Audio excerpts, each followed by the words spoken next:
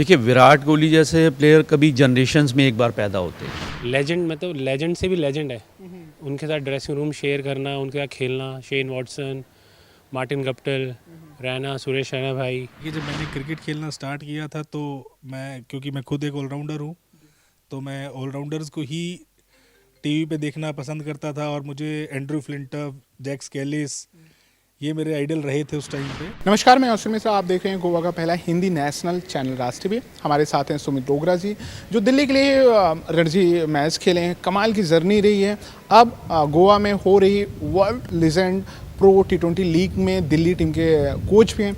Overall किस तरीके से देख रहे हैं इतनी बड़ी लीग गोवा में, जबकि गोवा में बाकी चीज़ों के लिए जाना जाता है, ईफी, पर्पल फेस, लेकिन स्पोर्ट्स के लिए नहीं जाना जाता था। किस तरीके से आप ओवरऑल देख रहे हैं?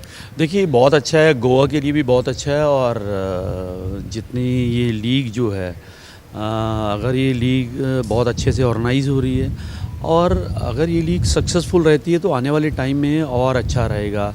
क्योंकि देखिए गोवा तो बहुत चीज़ों के लिए ऑलरेडी फेमस है और यहाँ का जो मौसम है वो बहुत बढ़िया है। क्रिकेट के लिए बिल्कुल आइडियल मौसम है और जितने बड़े लेजेंड्स इसमें पार्टिसिपेट कर रहे हैं, होपफुली के जितने दर्शक हैं हमारे, चाहे वो गोवा में हैं, चाहे वो पूरे भारतवर्ष में हैं या पूरे दुनिया में, उनको बहुत अच्छी कॉम्पिटिटिव क्रिकेट और एक बड़ी लीग देखने को मिल रही है। आप दिल्ली टीम के कोच हैं, किस तरीके से ओवरऑल कॉम्बिनेशन जब टेबल पे थे किस तरीके से बनाया? अभी पूरी दिल्ली टीम के बारे में बताएं कि किस होप के साथ आगे बढ़ रहे हैं। देखिए हमारी टीम ने अभी पहला मैच खेला था कल और बाय गॉड ग्रेस हमारी टीम ने अच्छा परफॉर्म किया और हम कन्विंसली वो मैच जीते और हमने चेस किया।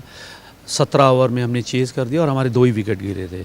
अगर आप बड़े प्लेयर्स की बात करें, लेजेंड्स की, तो हमारी टीम में हरभजन सिंह हमारे कप्तान हैं और इरफान पठान हमारी टीम में।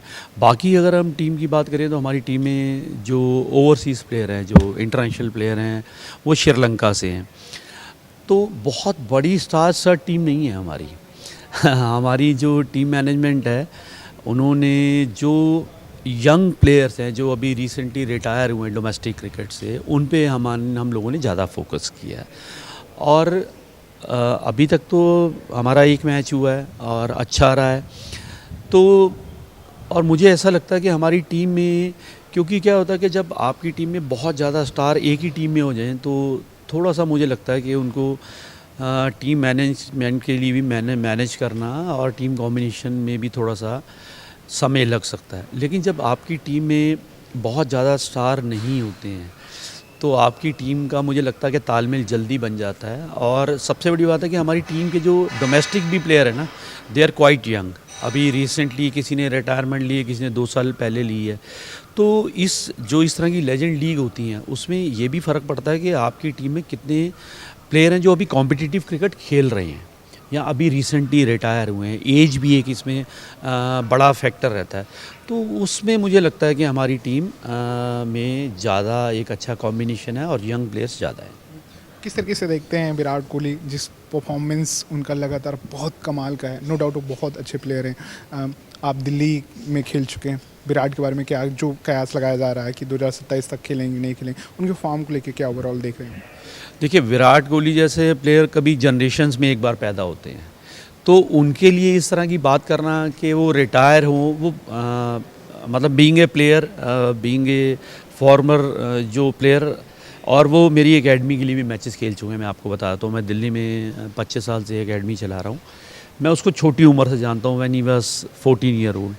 तो मैंने इतना कमिटेड प्लेयर बहुत कम देखा है। शायद सचिन तेंदुलकर, अनिल कुंबले, राहुल द्रविड़, कपिल देव, ऐसे महान खिलाड़ी भारत ने प्रोड्यूस किए हैं, वो उस कैटेगरी में आते हैं। और जितनी परफॉर्मेंस वो अभी भी कर रहे हैं, बैक टू बैक 100 बना रहे हैं, जितनी उनकी फिटनेस है, आज भी जो भारत की टीम में जितने भी प्लेयर खेल रहे हैं, अगर आप शुभमन गिल भी लें तो यंग प्लेयर बड़े खेल रहे हैं, तो आज भी अगर फिटनेस के मामले में आप मानेंगे तो विराट कोहली नंबर 1 है। मेरा ऐसा पर्सनल मानना है कि अभी उनको टेस्ट क्रिकेट क्विट नहीं करनी चाहिए थी। अब किस कारणवश हुई है मैं नहीं जानता, लेकिन अभी उनके अंदर क्रिकेट बहुत बची हुई है। अगर जितना भारत उनका उपयोग करेगा, वो भारत की जो नेक्स्ट जनरेशन, यंग जनरेशन है हमारी, उनके लिए फ़ायदा रहेगा। तो मेरे को लगता है क्योंकि मैं उनके बहुत क्लोज़ रहा हूँ, तो मुझे ऐसा लगता है कि उनको अपने फ़ैसले पे या बीसीसीआई को जो बड़े लोग हैं उनसे उनसे बात करनी चाहिए कि वो टेस्ट क्रिकेट में दोबारा वापस आएँ, क्योंकि देखिए जब सचिन तेंदुलकर, राहुल द्रविड़ का युग ख़त्म हुआ तो उसके बाद अगर कोई सबसे बड़ा प्राउड पुलर हुआ है, चाहे भारत में चाहे ऑस्ट्रेलिया में, पूरे वर्ल्ड में क्रिकेट में, तो विराट कोहली है। अगर आप देखते हैं कि विराट कोहली जब टेस्ट मैच खेलते हैं तो भारत में भी स्टेडियम खचाखच भर जाता है। अब विराट नहीं है तो आप जी, दिल्ली में सबसे बड़ा उदाहरण रहा जनवरी। हाँ, एक मैच वो खेले 10 सालों या 15 सालों के बाद। आप ये मानिए कि वहाँ पे मतलब मेरे को भी बहुत सारे हमारे फैमिली फ्रेंड्स ने अप्रोच किया कि नहीं एक फ़ोटोग्राफ करवा दो, एक ऑटोग्राफ करा दो फ़ोटो। मैंने कहा नहीं सॉरी, क्योंकि देखिए एक व्यक्ति अपनी फैमिली छोड़ के बेचारा इतना कम उनको टाइम मिलता है, उनको बहुत सारी चीज़ें मैनेज करनी है, तो आप लोगों को भी समझना चाहिए। क्योंकि आप एक मैच, वो तो एज ए प्लेयर एक मैच खेलने आया है, उसको कंसंट्रेट ही नहीं करने दिया जा रहा। वो मैच में हाउ ही विल कंसंट्रेट, ये तो हम क्रिकेटर हैं, हम समझते हैं, एक आम आदमी नहीं समझता। तो जब वो क्रिकेट खेलने आए तो उनको क्रिकेट पे फोकस करने दो। तो साहब इसी पे एक सवाल मेरा और है, गौतम गंभीर के साथ भी खेले तो कई बार उनकी कोचिंग पे बड़े सवाल उठ रहे हैं कि T20 में नो डाउट बहुत अच्छा कर रहे हो, ओडीआई और टेस्ट में क्या हो जाता है, और कई सारी रिपोर्ट ऐसे आई, मैं इस खबर की पुष्टि भी नहीं करता कि गंभीर की वजह से विराट ने रिटायरमेंट लिया। आप किस तरीके से देखते हो, क्योंकि आप दोनों को अच्छे से जानते हो? बिल्कुल, देखिए गौतम गंभीर तो मेरी कप्तानी में भी खेले हुए हैं और विराट मैंने बोला कि मेरी एकेडमी में आते थे। देखिए इस तरह की जो है ना र्यूमर्स पे मेरे को लगता है ध्यान देना नहीं चाहिए। ये सबकी अपनी पर्सनल लाइफ है, आप किसी की पर्सनल लाइफ में आपको इंटरफेयर नहीं करना चाहिए। जब तक गौतम गंभीर स्वयं आके ना ये बात कहें या विराट कोहली स्वयं आके ये बात ना कहें या रोहित शर्मा आके ना कहें कि हाँ जी हम इस कारण से हमने क्रिकेट छोड़ी, तो तब तक ये बातें मुझे लगता है कि र्यूमर्स हैं, इन पे हमें ध्यान नहीं देना चाहिए। हमें जो हमारा भारत में क्रिकेट एक रिलीजन है और आज की डेट में मैं मानूं तो एक सबसे बड़ी स्पोर्ट्स इंडस्ट्री है भारत में। अब क्रिकेट नहीं रहा, एक स्पोर्ट्स इंडस्ट्री बन चुकी हुई है। तो आपको ये सोचना चाहिए कि इतने बड़े लेजेंड्स के बारे में कोई भी बात कहने से पहले बहुत सोच के चलना चाहिए, समझ के चलना चाहिए। मुझे नहीं लगता कि उनके दोनों के बीच में कोई ऐसी बात होगी। और देखिए जीवन में किसी के भी विचारों में मतभेद हो सकता है, अपने अपने विचार हो सकते हैं, तो आप अपने विचार रख सकते हैं। गौतम गंभीर अगर कोच बने हैं तो वो चाहेंगे कि वो अपने हिसाब से टीम चलाएं, क्योंकि एंड ऑफ द डे देखिए क्या होता है, जब टीम जीतती है ना तो मेडल जो लगते हैं वो खिलाड़ियों के गले में लगते हैं, कप्तान को श्रेय जाता है, ठीक है।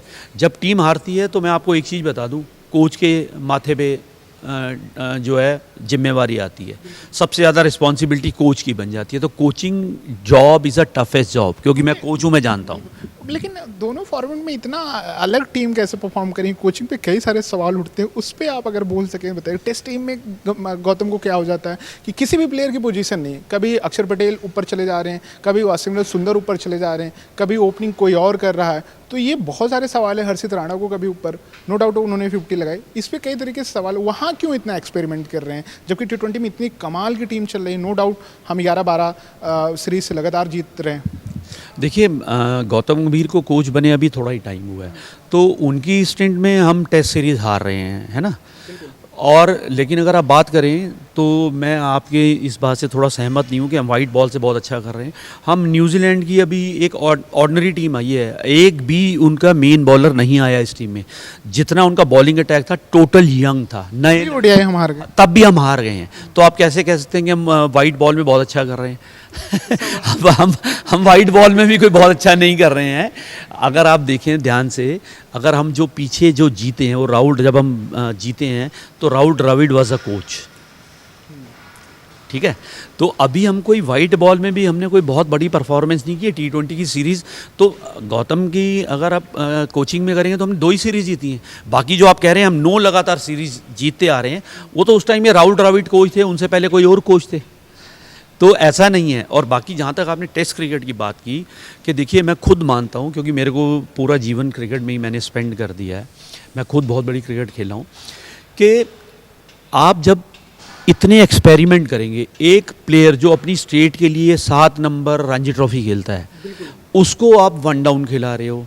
एक विकेट कीपर जो कि यूपी में अपनी टीम में 8 नंबर खेलता है, आपने उसको 2 डाउन बैटिंग करवा दी, तो आप फिर टेस्ट क्रिकेट में आपको अपने प्लेयरों को बैक करना पड़ता है, एक टीम बनानी पड़ती है। और आप एक चीज़ सोचिए, जब रोहित शर्मा चले जाएंगे, आर अश्विन चले जाएंगे, मोहम्मद शामी को आपने ड्रॉप कर दिया, रोहित शर्मा और विराट कोहली दोनों चले गए, तो कितना बड़ा गैप आ जाता है आप समझ नहीं सकते, क्योंकि एक टेस्ट टीम को, एक टेस्ट प्लेयर को बनाने में बहुत समय लगता है।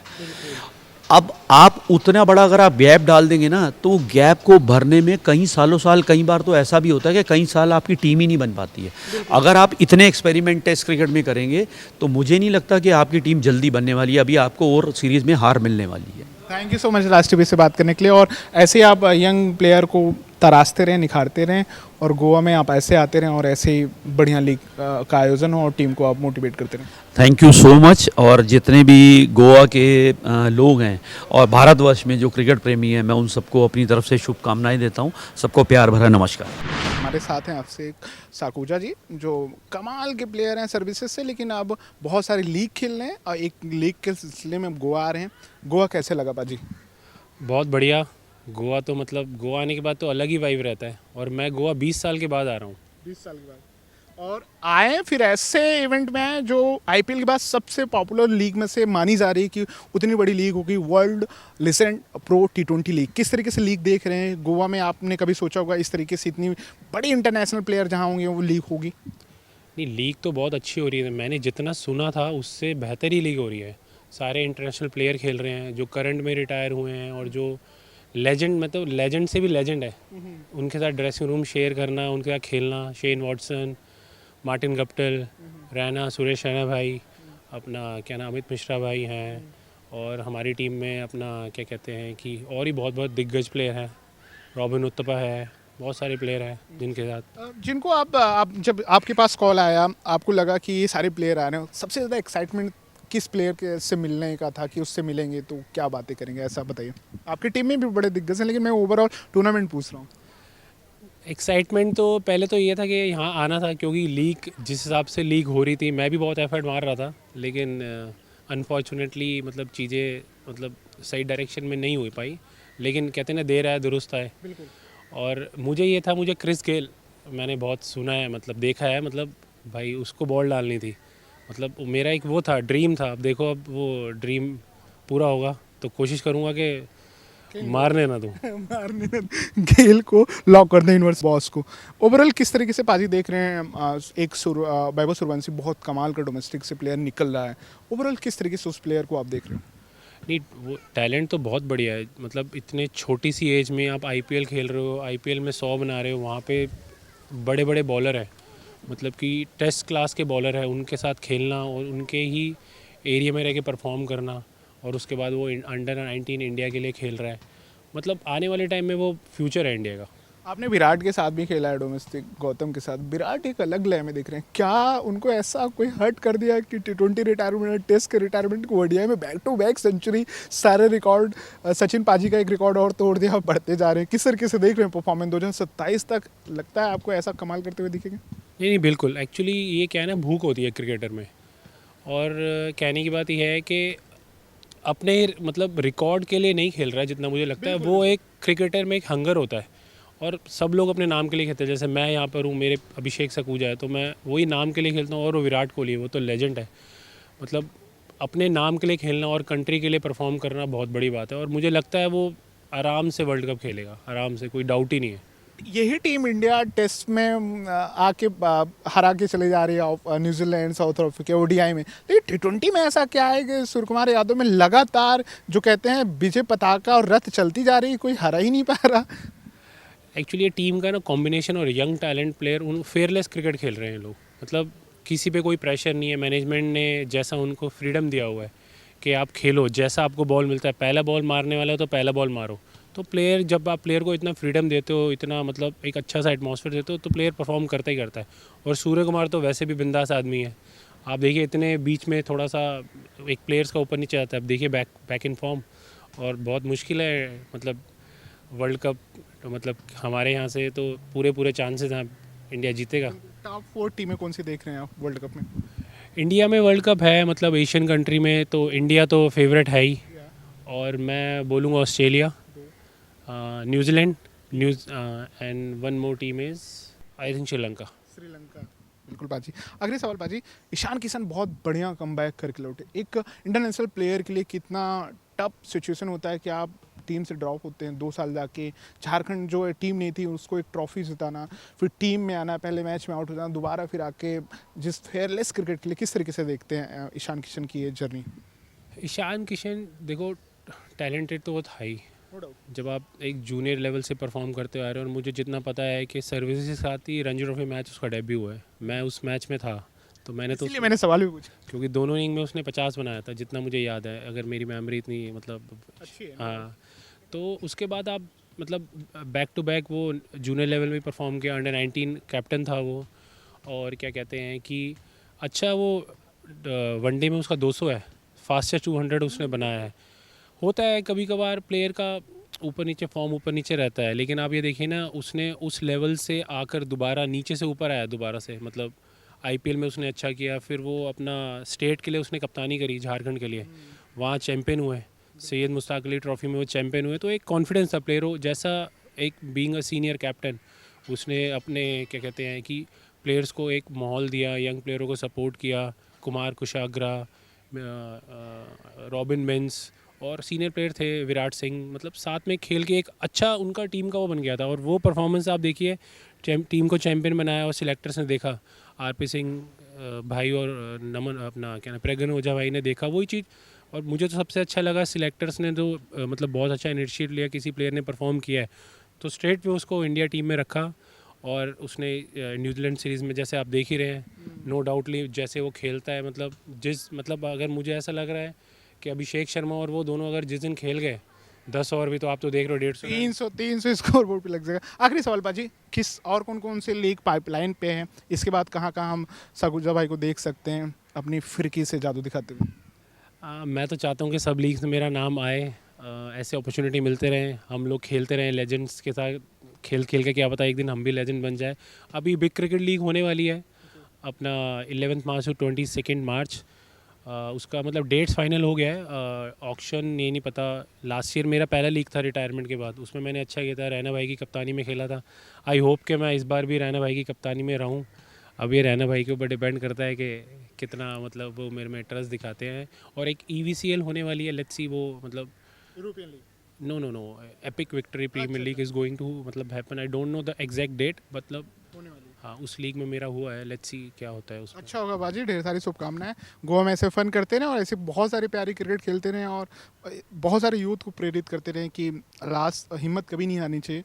और गेम आपको दिखाता है कि आप हमेशा लगे रहें जैसे आप हमेशा लगे रहते हैं. थैंक यू सो मच राष्ट्र टीवी से बात करने. हमारे साथ एक ऐसे क्रिकेटर हैं जिन्होंने हरियाणा के साथ फर्स्ट क्लास क्रिकेट खेला, कमाल का परफॉर्मेंस रहा, लेकिन अब गोवा में किस लिए हैं उस पर थोड़ी बातचीत करना जरूरी है, क्योंकि पिछले कुछ सालों में गोवा की सीरत और सूरत दोनों बदल रही है, और बदल रही है अपने स्पोर्ट्स के लिए. क्योंकि पिछले साल से लेके इस साल चाहे आप देखें तो चेस वर्ल्ड कप से लेके पैरा ओलंपिक से लेके बहुत सारे तमाम गेम यहाँ छोटे छोटे हुए हैं. इवन 2023 में यहाँ नेशनल गेम्स भी हुए थे. लेकिन गोवा की पहचान जो यहाँ के समुद्री तटों से थी, लेकिन अब वो गोवा स्पोर्ट्स हब की तरफ बढ़ रहा. कुलदीप हुड्डा जी हैं, कैसा लग रहा है गोवा आपको? काफ़ी अच्छी जगह है. मैं ऐसा नहीं है कि फ़र्स्ट टाइम आया हूँ गोवा में, मैं पहले भी बहुत बार आता रहा हूँ. और अपने RBI की टीम के लिए मैं यहाँ पे खेलने आया हूँ, अपनी स्टेट के लिए भी यहाँ पे खेलने आया हूँ. बहुत अच्छा एटमॉस्फेयर रहता है यहाँ पे. अभी हाल में गोवा में बहुत अच्छा एक इवेंट का आयोजन हुआ जिसमें दुनिया भर के दिग्गज प्लेयर यहाँ आए, चाहे फर्स्ट क्लास को चाहे international. World legend pro T20 league हो रही है, उसमें आप खेलने कैसा आया, आप डिफरेंस देखते हैं और कितना ये मोटिवेट होता है कि ऐसे प्लेयर को जो डोमेस्टिक में बहुत कमाल कर रहे हैं लेकिन किसी कारणों से वो इंटरनेशनल में नहीं जा पाते, फिर इस तरीके से लीग जब होती है, जब बाकी प्लेयर के साथ आप ड्रेसिंग रूम शेयर करते हैं, ग्राउंड पे होते हैं, कैसा एक्सपीरियंस है और क्या फील कर रहे हैं आप? देखिए, एक डोमेस्टिक प्लेयर के लिए बहुत अच्छा एक चांस रहता है कि आप इंटरनेशनल प्लेयर्स के साथ जुड़े हो. और जो भी कोई ऐसी T20 लीग पूरे इसमें हिंदुस्तान में हो रही है, आई थिंक सबसे बेस्ट लीग मैं इसी को बोलूँगा, world legends pro T20 league को. क्योंकि इसमें आप देखेंगे कि हर एक टीम में 6 से 7 इंटरनेशनल प्लेयर खेल रहे हैं. और वो इंटरनेशनल प्लेयर खेल रहे हैं जिन्होंने अपनी अपनी कंट्री के लिए ऑलमोस्ट 100 मैचेस, 150 मैचेस ये सब खेले हैं. तो डोमेस्टिक प्लेयर्स के लिए काफ़ी एक अच्छा एक्सपीरियंस है। ओवरऑल अगर देखा जाए कि आपको जब पहली बार कॉल आया इसके लिए तो आपको बिलीव था कि गोवा में इस तरीके से इवेंट होगी, क्योंकि गोवा में ग्राउंड भी नहीं है, इवन गोवा क्रिकेट एसोसिएशन अभी बना भी रहा, तो जहन में क्या था पहली बार जब कॉल आया कि गोवा में क्रिकेट होगा, तो आपको लग रहा था कि बहुत बेहतरीन होने वाला है, क्योंकि 2-3 दिन बीत गए हैं, तो ओवरऑल किस तरीके से देख रहे हैं? गोवा में जितना मुझे पता था, एक पोरवोरिम में ग्राउंड है आई थिंक सो, कि गोवा क्रिकेट एसोसिएशन के अंडर जो आता है। तो जब मेरे पास कॉल आया था तो मैंने फर्स्ट थिंग यही चेक किया कि पोरवोरिम में ही टूर्नामेंट हो रहा है क्या, लेकिन नहीं, ये एक नया ग्राउंड शायद डेवलप हुआ है गोवा के अंदर। तो काफ़ी अच्छा ग्राउंड है, एटमॉस्फेयर बहुत अच्छा है, और गोवा की क्रिकेट आई थिंक पहले से काफ़ी बेटर हो रही है। बिल्कुल। और ये कमला प्रसाद यादव जी ने अपने ग्राउंड बनाया, उनके 2 बच्चे खेलते हैं। सूर्य कुमार यादव उद्घाटन किए इस ग्राउंड का एशिया कप जीतने के बाद, उनके नाम पे स्टैंड है। पिछले जब आप डोमेस्टिक खेलते थे, आपके डोमेस्टिक में कितना डिफरेंस देख रहे हैं? बीसीसीआई जिस तरीके से चेंजेस लाए, चाहे उनकी पे की बात हो, डोमेस्टिक में इक्वल करने की बात हो, चाहे महिला की हो चाहे पुरुष, दोनों में बहुत चेंजेस आए, आप किस तरीके से देखते हैं? देखिए, जनरेशन टू जनरेशन जो गैप है वो तो रहेगा ही। जिस टाइम पे हम लोगों का डोमेस्टिक कैरियर जब था तो मैच फीस उस टाइम पे भी बहुत कम थी, लेकिन मेरे से अगर पहले वाले जो क्रिकेटर्स रहे हैं जो डोमेस्टिक क्रिकेट खेले हैं, उनसे अगर हम लोग पूछते थे तो वो कहते थे नहीं अभी बेटर है। तो अभी हमें ऐसा लग रहा है कि जो अब फीस मिल रही है वो अब बेटर है। तो इसके आने के बाद, मतलब आईपीएल आने के बाद और भी जो डोमेस्टिक लीग्स वगैरह आने के बाद काफ़ी फ़र्क पड़ा है, और पे के लिए भी अच्छा एक इंफ्रास्ट्रक्चर मिलता है प्लेयर को, काफ़ी चीज़ों में हेल्प मिलती है प्लेयर्स को इन सब चीज़ों से। और आने वाले टाइम में मुझे लग रहा है कि 5-7-10 साल के बाद और शायद कुछ एडिशनल चीज़ें आ जाएंगी, तो उस टाइम पे और लगेगा कि अभी पहले 10 साल पहले ये नहीं था, तो अब है ये। कुलदीप जी को हम और कौन कौन से मेगा इवेंट में देखने वाले हैं, क्योंकि आप लगभग सारी लीग खेल रहे हैं अभी, जो भी लीग हो रही हैं, आने वाले फ्यूचर में कौन कौन सी लीग या कहीं बातचीत चल रही है जहां आप खेलते हुए देखेंगे? सर, अभी एक रिसेंटली एशियन लेजेंड्स लीग का ड्राफ्ट हुआ है, तो उसमें भी मेरे को एशियन स्टार्स की टीम में रखा गया है। तो वो अभी हांगकांग में लीग होनी थी, लेकिन अभी कुछ उसको पोस्टपोन कर दिया गया था, कुछ भी टेक्निकल इश्यूज थे जो भी था। अभी देखते हैं कि नेक्स्ट वो कब होती है। इसके बाद एक बिग क्रिकेट लीग आ रही है और एक लेजेंड्स 90 करके लीग हो रही है, तो EVCL भी है इसके बाद एक। तो let's hope for the best. अब तक मतलब गोवा है, सबसे पहले आपको जिनको आप आइडोलाइज करते थे या आप जिनको फॉलो करते थे, क्या वो इस लीग में खेलते हुए नजर आ रहे हैं जिनसे आप मिले हों और एक अलग एक्सपीरियंस रहा हो?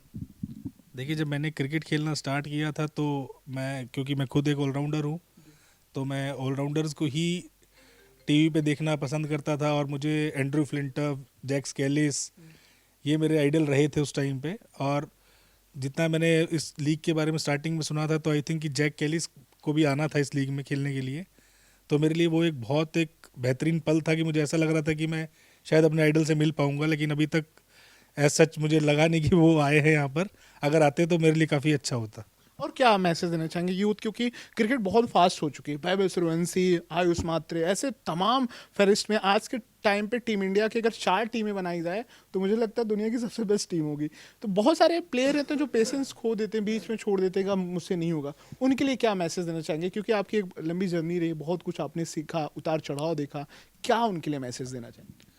देखिए, काफ़ी चीज़ें हैं कि जो आज के टाइम में क्या है कि 17-18 साल के लड़के के पास एक नेम फेम जो आता है, वो हर एक चीज़ आपकी चेंज करता है, आपकी लाइफ को इधर से उधर रोटेट कर देता है पूरा। लेकिन मैं क्रिकेटर उसी को मानता हूँ, एक अच्छा क्रिकेट जो खेलना चाहता है आगे, जो उस नेम फेम को अपना एक साइड में रख के जो उसने एक गोल सेट किया हुआ है, वो उसी गोल पे चले। कि ठीक है, जो चीज़ें उसके पास आनी है, जो उसके पास पैसा आना है, जो फेम आना है, वो आता रहेगा, वो साइड बाय साइड रखो उसको। लेकिन अपना जो आपने गोल सेट किया है कि मुझे इंडिया खेलना है या मुझे टेस्ट कैप लेनी है, तो आप उसके ऊपर काम करो, ना कि क्योंकि बहुत सारे क्रिकेटर्स आपने देखे भी होंगे जो जूनियर लेवल पे एकदम सडनली क्रिकेट के उसमें आते हैं, IPLs में आते हैं, लेकिन नेम फेम के उसमें रह जाते हैं, वो आगे फिर कोई नहीं देख पाता उन क्रिकेटर्स को। सबसे बड़ा उदाहरण पृथ्वी शाह एक हैं जिनके बारे में अगर बात की जाए, लेकिन बहुत सारे चेंजेस आए और सीखे। थैंक यू सो मच राष्ट्र टीवी से बात करने के लिए, आपको ढेर सारी बधाई, विशेष कि आप ऐसे लोगों को मोटिवेट करते रहें और खुद ऐसे क्रिकेट खेलते रहें और यूथ को प्रेरित करते रहें। Thank you so much. Thank you sir, thank you.